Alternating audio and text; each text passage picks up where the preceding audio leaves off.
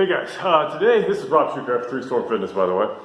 Today, I want to talk to you about straight bar pull-ups, a classic straight bar pull-up like on a power rack, for instance, or a doorway, or on a tree branch, or whatever, a fixed position, versus ring pull-ups, which you can see in the back there.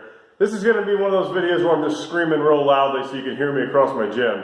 I want to tell you that some of the differences to consider between the two. Which one's better for me, which one might be better for you. Of course, just to make sure I remember to say it, variety is almost always going to be best. Variety within reason, not just different for the sake of different.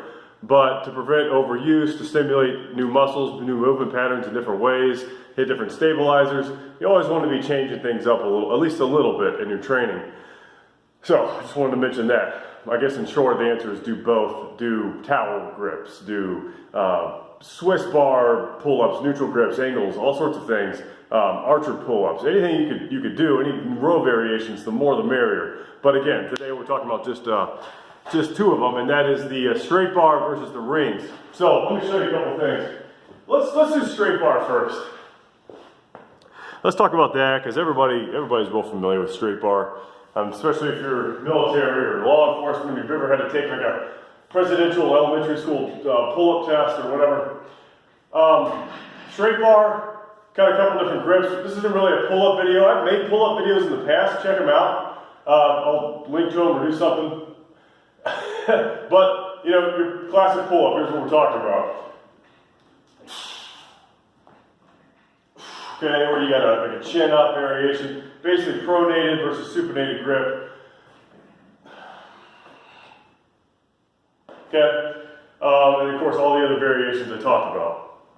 So, kind of the cool part about straight bar is you really get to lock it's actually okay. The best part about straight bar is also the worst part about straight bar, and that is that you're locked in position. You can really concentrate on the muscles that you want to hit, kind of like it's almost like a machine to freeway comparison, where you get to really lock in on a fixed path, not necessarily worry about stabilizer muscles so much. Don't get me wrong, you're still working, everything's being worked. But compared to the rings, it's a lot less of a load. You can really concentrate on your lats if that's what you're trying to hit, adjust the grips, whatever, the biceps in that case. Core contractions. Basically, if you want to put a lot of credence in the mind-muscle connection, you could really hit it hard on the pull-ups. Plus, if you're like, the whole CrossFit style kipping pull-ups, I don't tend to do them that much. I think they're kind of nasty on my shoulders and my elbows, but that's just, whatever it is you like to do. With a fixed bar, you don't have to think about it as much, you don't have to work quite as hard, again, relative to the rings. The downside is that while you're in that fixed path, you don't have a lot of wiggle room, say, for the golfer's elbow. I've talked a lot about golfer's elbow, I'll link to some of those videos. Golfer's elbow, for me, one of the biggest things that got rid of that is when I stopped doing so much volume on the straight bar, and switched to, first I switched to angled grips like that. You can sort of see that Swiss bar up on the wall there. Kind of more neutral grips, experimenting with those. But what really did the trick for me was I was able to still do the same sort of pull-up volume. I cut back a little bit. But launched into doing it on rings.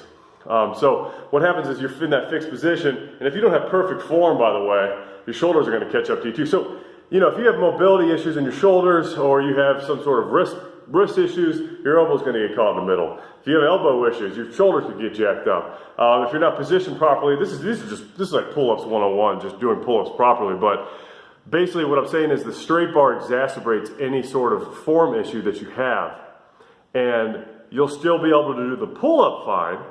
You'll still be able to execute it, but your body's gonna compromise. Which you can usually, if you don't have perfect form, which can really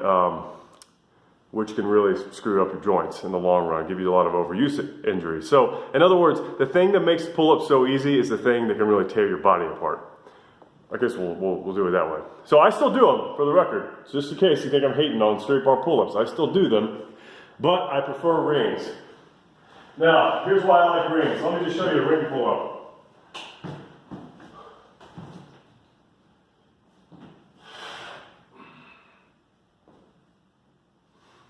Okay, I'm going to go like supinated, closer to a chin up. You can do that. I'm going to go kind of out, keeping that wide grip. Okay, you can do all sorts of different things. You still have a lot of control over, you know, you could slide the bands out on the bar, get that wider grip, just put them closer together. Whatever you're trying to do, not to mention another whole host of rings exercises I can't do. Iron cross and different levers and whatnot. But again, we're talking about pull-ups. So here's what I like about them. And this is kind of the opposite of the straight bar. The thing that makes it so easy on the joints is the thing that makes it so hard to do physically. You notice I'm a lot more out of breath after demoing those than demoing the straight bar. They're harder, generally speaking.